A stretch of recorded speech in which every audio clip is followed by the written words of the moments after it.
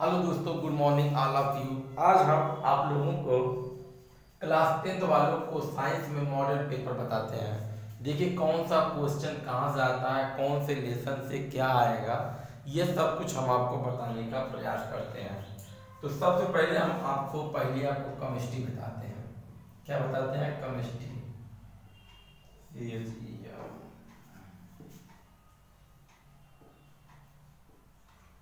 ठीक है, ये देखिए केमिस्ट्री शुरू कर रहे हैं। आप केमिस्ट्री से चलिए। हाँ, जितनी भी चीजें हैं आपको हम सब बता देते हैं धीरे धीरे। देखिए केमिस्ट्री के पहले लेसन में जो फर्स्ट लेसन है उसमें देखिए क्या आता है वो हम आपको बता देते हैं। देखिए सबसे पहले इसमें आप जो क्वेश्चन है, क्वेश्चन नंबर 1 पर संचालन करिए। संचालन,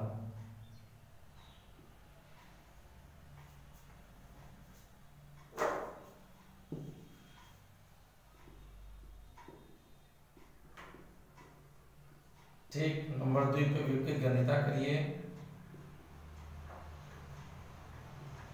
विपरीत गणिता, इसको याद कर डालिए। देखिए नंबर 3 पे जो आपका आएगा वो क्या आएगा? दो पहले लेसन से दो चीजें बहुत इंपॉर्टेंट है, इसको आप ज्यादा याद कर दीजिए। अब इसको बारे में बता देते हैं आपको। देखिए धीरे धीरे आप लोग देखते जाइए। देखिए बहुत विकल्पी एक नंबर क्वेश्चन जो एमसीक्यू होता है वो भी हम आपको बता देते हैं। जैसे क्वेश्चन नंबर 1 आपका क्या है?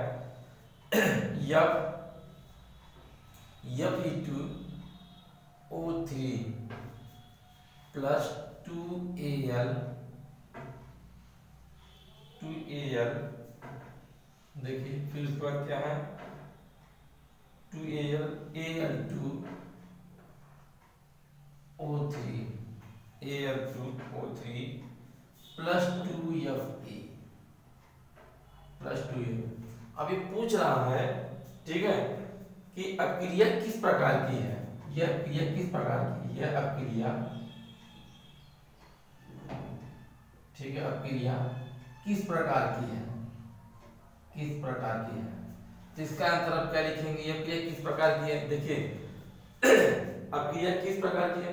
जब एक यौगिक और एक तत्व जुड़कर एक नया यौगिक और नया तत्व बनाते हैं तो उसे विस्थापन अपक्रिया कहते हैं। क्या कहते हैं? विस्थापन अपक्रिया। ठीक, तो इसका आंसर क्या लिखेंगे? विस्थापन अपक्रिया। देखिए हमने एक बता दिया, ठीक कि नहीं? परिभाषा नहीं समझ में आई? फिर से देखिए, जब एक यौगिक और एक तत्व मिलकर एक नया यौगिक और नया तत्व बनाते हैं तो ये अपक्रिया को क्या कहते हैं? विस्थापन अपक्रिया कहते हैं। ये देखिए बहुत इंपॉर्टेंट है, हमने आपको बता दिया है। अब दूसरा देखिए क्वेश्चन नंबर 2। क्वेश्चन नंबर 2 में देखिए रेडॉक्स अपक्रिया क्या होती है? रेडॉक्स क्या है? रेडॉक्स अपक्रिया, ठीक है। देखिए रेडॉक्स अपक्रिया क्या होती है? देखिए दोस्तों अब अगली परिभाषा बताते हैं। रेडॉक्स अपक्रिया क्या है? देखिए रेडॉक्स अपक्रिया क्या होती है? ऐसी अपक्रिया को ध्यान से परिभाषा सुनेंगे तभी आपको आएगा, अन्यथा आपको नहीं आएगा। देखिए रेडॉक्स अपक्रिया क्या है?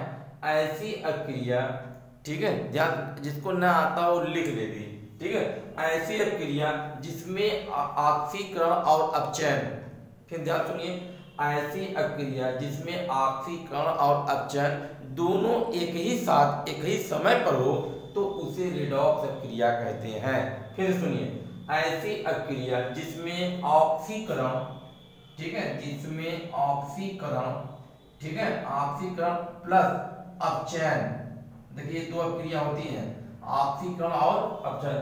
ऐसी अपक्रिया जिसमें ऑक्सीकरण अपचयन दोनों एक साथ एक ही समय पर हो तो उसे रेडॉक्स अपक्रिया कहते हैं। जैसे देखिए, जैसे एग्जांपल आपको देते हैं 2FeCl3 प्लस SnCl2, ठीक है।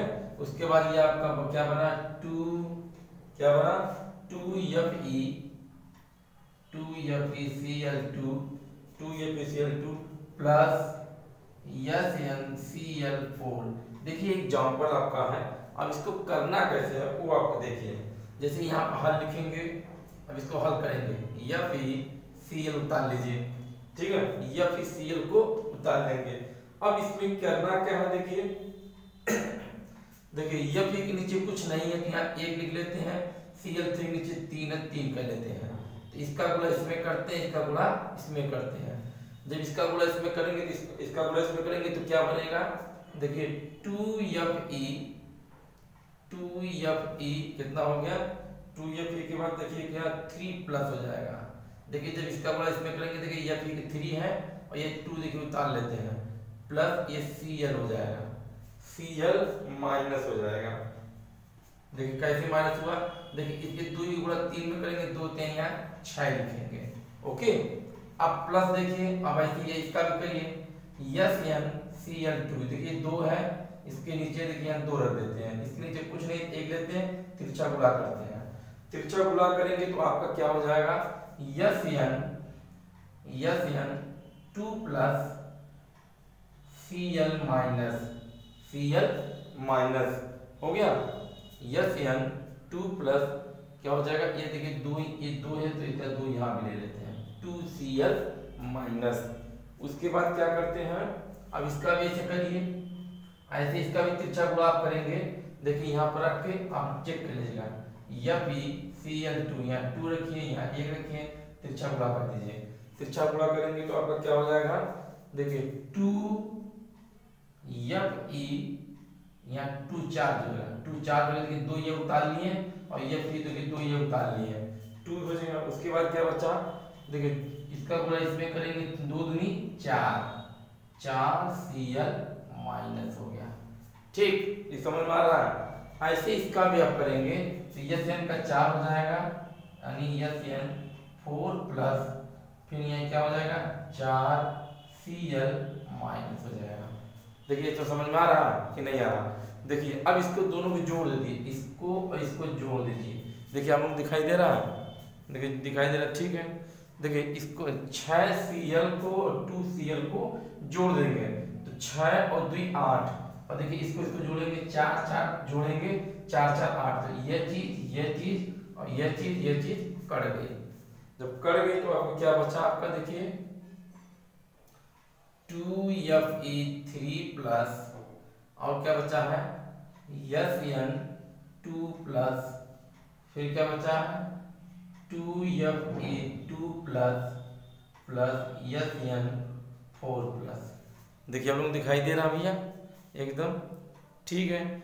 देखिए इतना आपका बचा, इतना आपके बचने के बाद देखिए आपका यही ये मतलब क्या रिडॉक्स अपक्रिया।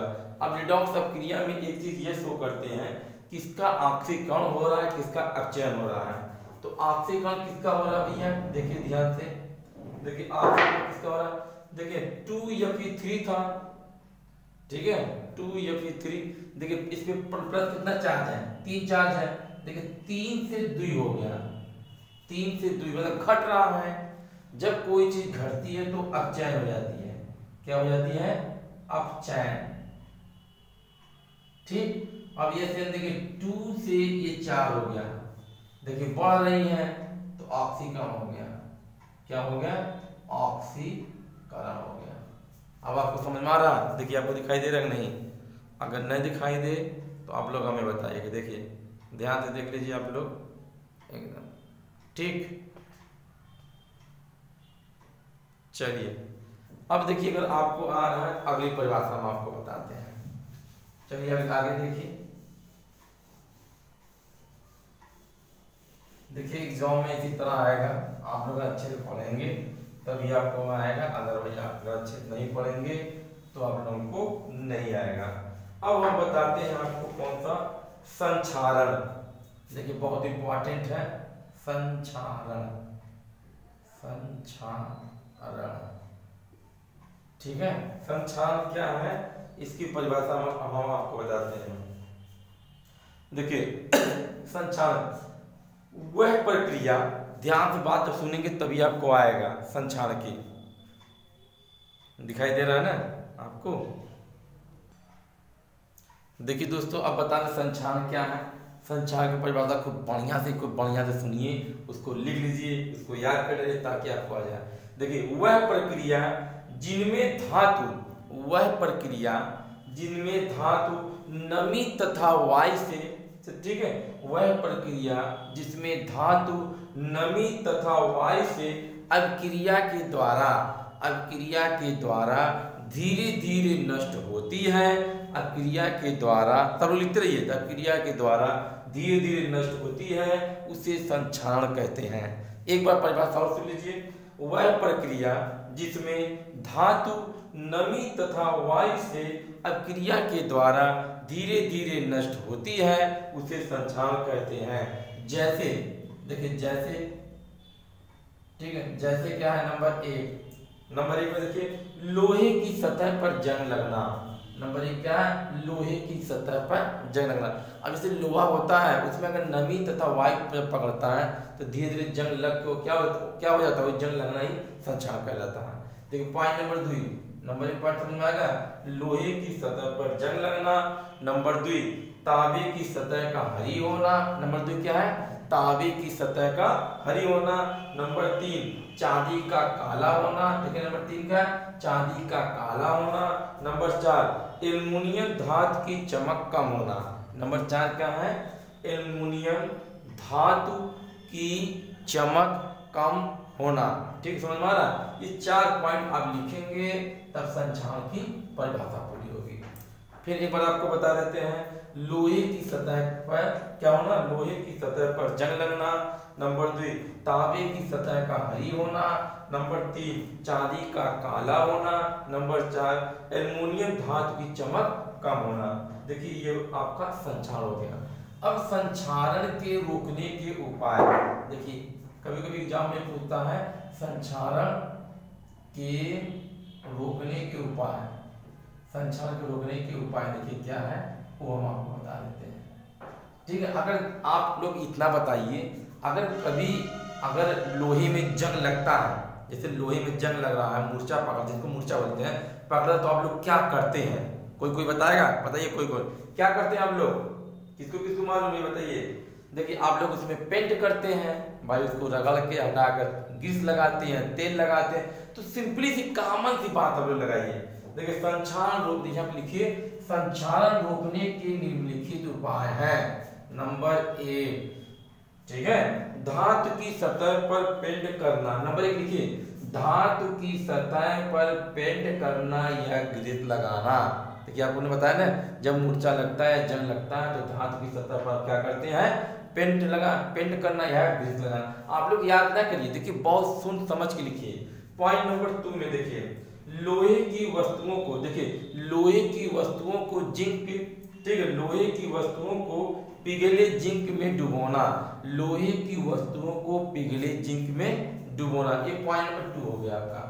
ठीक है, देखिए पॉइंट नंबर 2, पहली पॉइंट हमने अब आपको क्या बताया कि लोहे की सतह पर पेंट करना या ग्रीस लगाना। नंबर 2, लोहे की, देखिए लोहे की वस्तुओं को जिंक, ठीक है, लोहे की वस्तुओं को पिघले जिंक में डुबोना। पॉइंट नंबर 3, देखिए पॉइंट नंबर 3, ऐसे 5 पॉइंट अब लिखेंगे तभी आपको नंबर मिलेगा। देखिए पॉइंट नंबर 3 का, एक धातु पर दूसरे धातु की परत चढ़ाना। एक धातु से दूसरे धातु की परत चढ़ाना, जैसे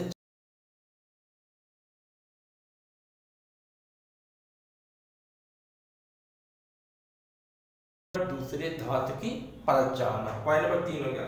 पॉइंट नंबर 4 देखिए, पॉइंट नंबर 4 क्या है, कई वस्तुओं को मिलाकर, ठीक है, देखिए कई वस्तुओं को मिलाकर मिश्रित धातु का निर्माण करना।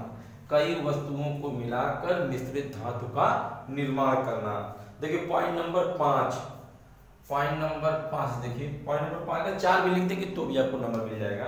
उसे 5 पीस सुन लीजिए। विद्युत अपघटन क्रिया द्वारा, विद्युत अपघटन क्रिया द्वारा, ठीक है, सब लोग लिखते रहिए। विद्युत अपघटन क्रिया द्वारा धातु उसके ऑक्साइड की परत पर निर्मित करता है। नहीं समझ में आया, फिर देखिए, विद्युत अपघटन क्रिया द्वारा धातु उसके ऑक्साइड की परत पर निर्मित करता है। देखिए पॉइंट नंबर 5 हो गया संक्षारण का परिभाषा हो गई। अब हम आपको बताते हैं विकृत गंधता। क्या बताते हैं? ऐसे विकृत गंधता के उपाय। ये देखो अभी अगला पॉइंट बताना है विकृत,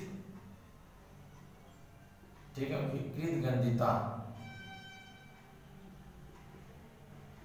विकृत गंधता देखिए क्या है, इसकी परिभाषा सुनिए। खाद्य पदार्थ में उपस्थित, देखिए खाद्य पदार्थ में उपस्थित, ध्यान सुनिए, खाद्य पदार्थ में उपस्थित तेल अथवा, देखिए जैसे कोई भी चीज है, आप जैसे आप तली हुई चीजें खाते हैं तो उसमें उसको क्या प्रॉब्लम होने लगती है, वही बात हम बता रहे हैं। खाद्य पदार्थ में उपस्थित तेल तथा वसा के अपचयन के कारण, खाद्य पदार्थ में उपस्थित तेल अथवा, ठीक है, तेल या तथा भी ले लीजिए, तेल तथा वसा के अपचयन के कारण, वसा के अपचयन के कारण खाद्य पदार्थ के स्वाद, ठीक है, खाद्य पदार्थ के स्वाद तथा गंध बदल जाती है, गंध बदल जाती है।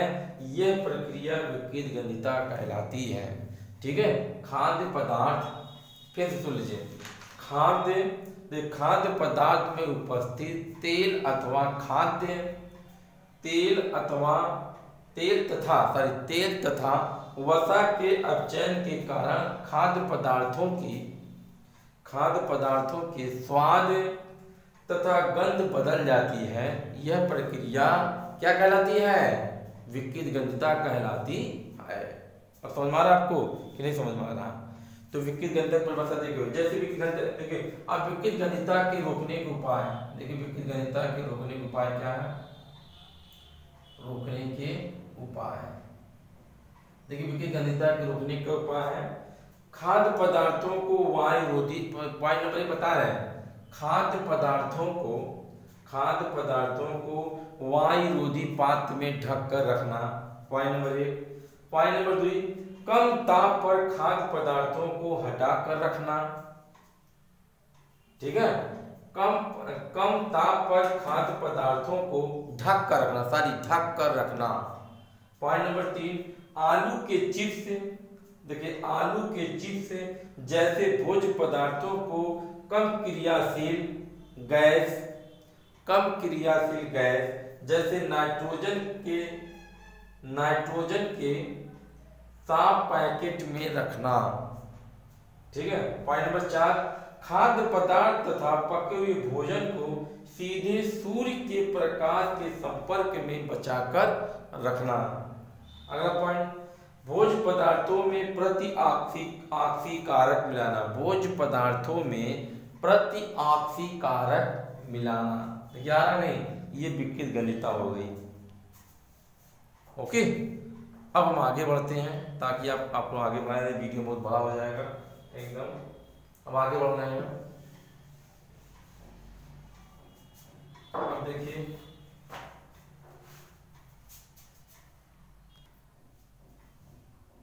देखिए दोस्तों, अब अगली परिभाषा हम आपको बताते हैं ऊष्माक्षेपी और दूसरा बताते हैं ऊष्माशोषी। देखिए ट्रिक के माध्यम से बता रहे हैं ताकि आपको आसानी से याद हो जाए। देखिए आप लोगों को साफ साफ दिखाई दे रहा है ना। देखिए वह रासायनिक अभिक्रिया, देखिए ध्यान सुनिए, वह रासायनिक अभिक्रिया जिसमें ऊष्मा का उत्सर्जन, देखिए ये वर्ड छूटे ना, वह रासायनिक अभिक्रिया जिसमें ऊष्मा का उत्सर्जन होता है उसे ऊष्माक्षेपी कहते हैं, उसे ऊष्माक्षेपी अभिक्रिया कहते हैं। ठीक है, फिर सुनिए, वह रासायनिक अभिक्रिया जिसमें ऊष्मा का उत्सर्जन होता है ऊष्माक्षेपी अभिक्रिया कहलाती है या कहते हैं, जो भी। फिर इसमें देखिए, वह रासायनिक अभिक्रिया जिसमें ऊष्मा का अवशोषण होता है उसे ऊष्माशोषी अभिक्रिया कहते हैं।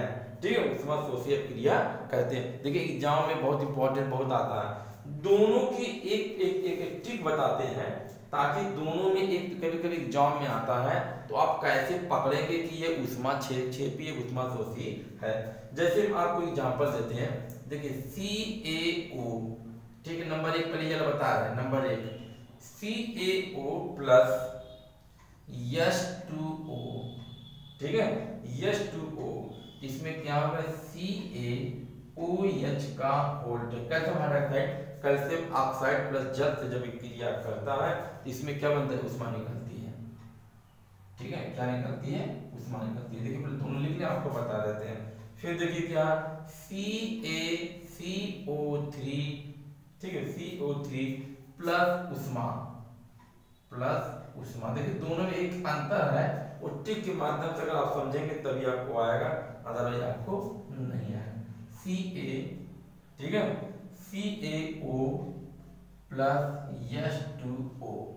देखिए ऊष्माक्षेपी में जो होता है, देखिए ऊष्माक्षेपी में क्या हो रहा है कि इसमें दो तत्व देखिए मिलके, देखिए अगर अब मिलके एक क्या पदार्थ बना रहा है, या आप इधर देखिए अगर ऊष्मा जिसमें दाईं तरफ लगा हो, दाईं तरफ अगर ऊष्मा लगा हो तो समझ लीजिए ऊष्माक्षेपी है। अगर यही ऊष्मा अगर बाईं तरफ लगा हो तो ये समझ लीजिए ऊष्माशोषी है।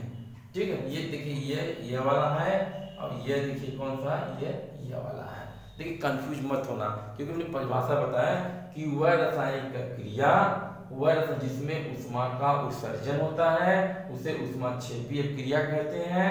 वह रासायनिक क्रिया जिसमें ऊष्मा का अवशोषण होता है उसे ऊष्माशोषीय क्रिया कहते हैं। देखिए इसमें ऊष्मा का क्या हो रहा है, उत्सर्जन हो रहा है, उत्सर्जन मतलब खत्म हो रहा है, और इसमें देखिए ऊष्मा का अवशोषण हो रहा है। अवशोषण मतलब देखिए अगर ये कोई भी चीज मिलाकर देखिए दो भाग में बट रहा है, इसमें दो भाग मिलकर एक भाग बन रहा है।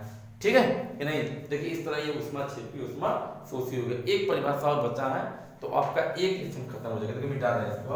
अब अगली परिभाषा हम आपको बताते हैं, रासायनिक अभिक्रिया। कौन सा बताते हैं, रासायनिक अभिक्रिया। ठीक है, देखिए रासायनिक अभिक्रिया बता रहे हैं, एक बहुत जल्दी बताएंगे। रासायनिक अभिक्रिया, ठीक, केमिकल इक्वेशन। ठीक है, वे क्रियाएं, देखिए रासायनिक क्रिया की परिभाषा पहले जानिए। वे क्रियाएं जिनमें पदार्थों के संगठन गुणों, वे रासायनिक अभिक्रियाएं, ध्यान सुनिए सब लोग, वे क्रियाएं जिनमें पदार्थों के संगठन गुणों तथा संरचना में परिवर्तन होता है, संरचना में परिवर्तन होता है, रासायनिक अभिक्रिया कहलाती है। क्या कहलाती है, रासायनिक अभिक्रिया कहलाती है। ये कितने टाइप होती है, देयर आर 5 टाइप्स। कितने टाइप होती है, देयर आर 5 टाइप। देखिए नंबर 1 संयोजन अभिक्रिया। नंबर 1 क्या है, संयोजन अभिक्रिया। देखिए अभिक्रिया लिख लीजिए आप। संयोजन अभिक्रिया क्या होती है, ध्यान सुनिए तब आपको आएगा। ठीक है, संयोजन अभिक्रिया जब दो तत्व, देखिए जब दो तत्व आपस में मिलकर एक यौगिक का निर्माण करते हैं। संयोजन अभिक्रिया देखिए यही है, संयोजन में जुड़ना। जब दो तत्व आपस में मिलकर एक यौगिक का निर्माण करते हैं तो उसे संयोजन अभिक्रिया कहते हैं। जैसे देखिए H प्लस O2, O2 देखिए यह सल्फर एक तत्व है, O2 भी एक तत्व है, मिलकर आपका क्या बना दे, SO2। देखिए मैंने बताया जब दो तत्व आपस में मिलकर एक यौगिक का निर्माण करते हैं तो उसे संयोजन अभिक्रिया कहते हैं। ठीक है, अब देखिए दूसरा बताने जा रहे हैं। देखिए एक एक का सबसे बताएंगे। नंबर 2 वियोजन अभिक्रिया। कौन सा है, वियोजन अभिक्रिया। देखिए वियोजन अभिक्रिया क्या होता है, जब एक यौगिक को, देखिए जब एक यौगिक को गर्म किया जाता है, ध्यान सुनिए, जब एक यौगिक को गर्म किया जाता है तो वह टूटकर दो भागों में बढ़ जाता है। जब टूटकर दो भागों में बढ़ जाता है उसे वियोजन अभिक्रिया कहते हैं। वियोजन मतलब अलग अलग होना। जैसे एग्जांपल हम आपको दिखाते हैं। देखिए जब एक यौगिक को, देखिए ये हमारा क्या है, यौगिक है। ठीक है, ये हमारा क्या है, यौगिक है।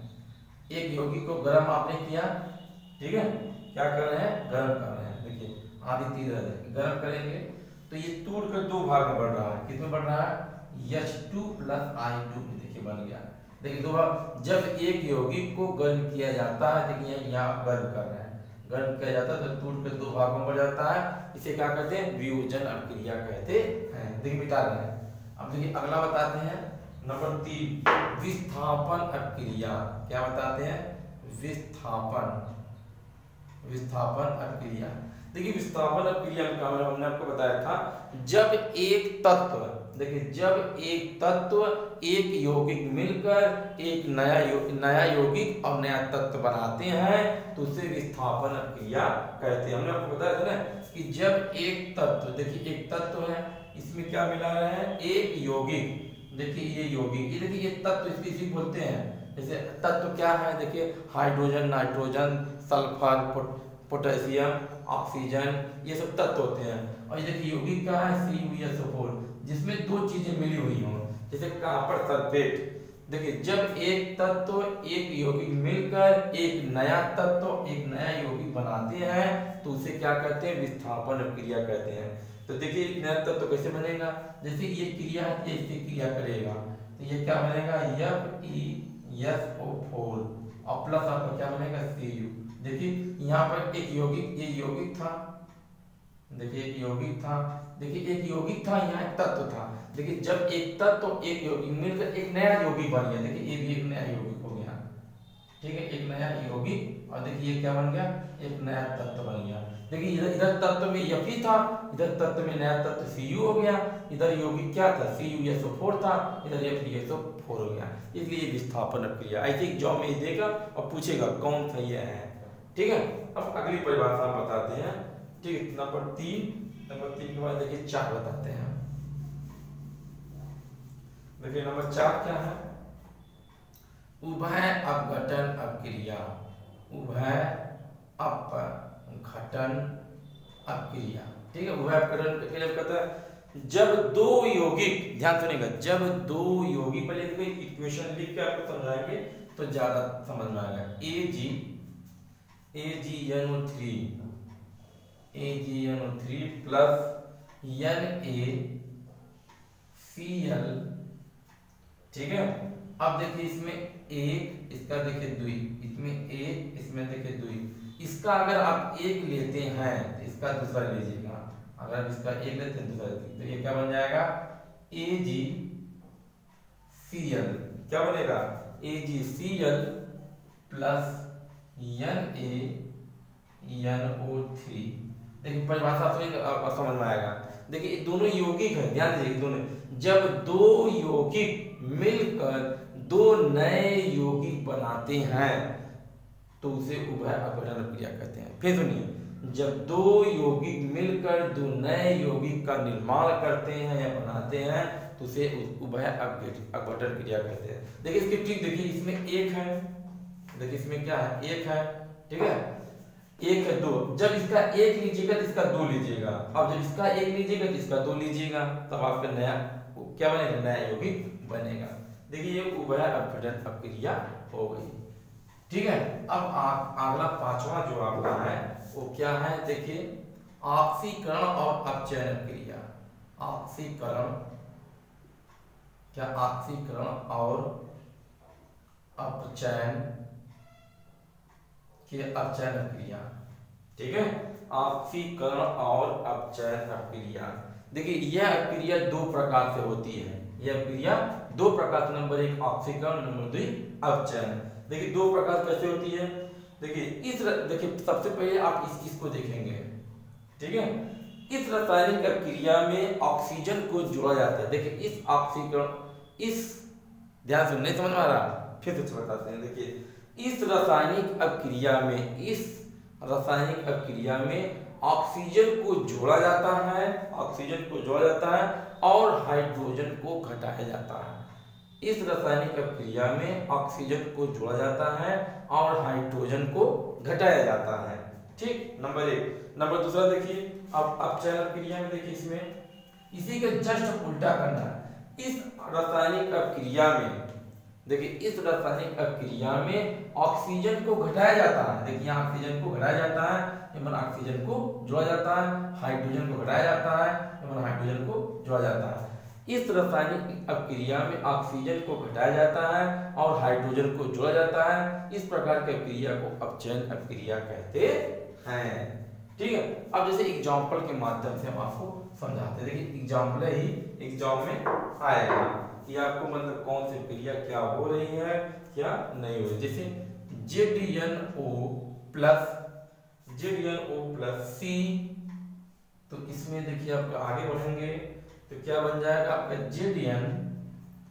Zn plus CO।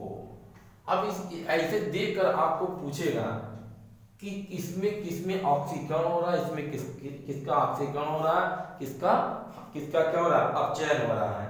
अब हम ये चीज देखते हैं कि किसमें किसका हो रहा है। देखिए हमने आपको बताया था कि इसमें ऑक्सीजन को जोड़ा जाता है, हाइड्रोजन को घटाया जाता है। ऑक्सीजन को जोड़ा जा रहा है, हाइड्रोजन को घटाया जा रहा है। इसमें क्या ऑक्सीजन को घटाया जा रहा है, हाइड्रोजन को जोड़ा जा रहा है। अब इसमें देख रहे हैं Zn में ऑक्सीजन था तो ये चीज निकल गई इसमें Zn से, ठीक है। जब ऑक्सीजन निकल रहा है तो जैसे ऑक्सीजन घट रहा है तो आपकी कौन सी क्रिया होगी भाई, अपचयन होगी। क्या होगी, अपचयन होगी। देखिए अपचयन हो गया, कौन सी हो गई, अपचयन होगी। क्योंकि देखिए इसमें यहाँ ऑक्सीजन था, यहाँ ऑक्सीजन निकल गया मतलब घट गया, तो ये अपचयन हो गई। अब देखिए इसमें ऑक्सीजन तो नहीं था पर यहाँ ऑक्सीजन जुड़ गई। देखिए जब ऑक्सीजन जुटेगी तो ये आपकी ऑक्सीकरण हो गई। क्या हो गई, ऑक्सीकरण हो गई। देखिए इसी तरह आपको एग्जाम में करके चेक करना है। अगर ऑक्सीजन यहाँ प्लस हो रहा है, जैसे ऑक्सीजन अगर जैसे यहाँ देखिए यहाँ इसमें ऑक्सीजन नहीं था, यहाँ पर जाके इधर दाईं तरफ क्या हो गया, ऑक्सीजन जुड़ गया तो ऑक्सीकरण हो गया। देखिए इसी पकड़ना है, ऑक्सीजन का जुड़ना, हाइड्रोजन निकलना, ऑक्सीजन का घटना, हाइड्रोजन का इस जुड़ना। देखिए हाइड्रोजन जुड़ रहा है, सॉरी इतना। इस तरह की प्रक्रिया क्या होगी आपकी, यह क्या होगी, ये रासायनिक प्रक्रिया हो जाएगी। देखिए इस चैप्टर में तो हमने आपको सब बता दिया, अब कुछ चीज आपका बचा नहीं है, ठीक है। एक चैप्टर हमने आपको पूरी तरह से समाप्त कर दिया। अब दूसरा चैप्टर हम आपको अम्ल क्षार लवण का बताते हैं ताकि आप अच्छी तरह से मेहनत करते हुए निकल जाए। ये मेरा वीडियो में अच्छा लग रहा है तो मेरे चैनल में लाइक सब्सक्राइब करिए, अदरवाइज कोई बात ही नहीं। अगर आप मेरे चैनल को देख रहे हैं बहुत बहुत धन्यवाद। Thank for watching my this video.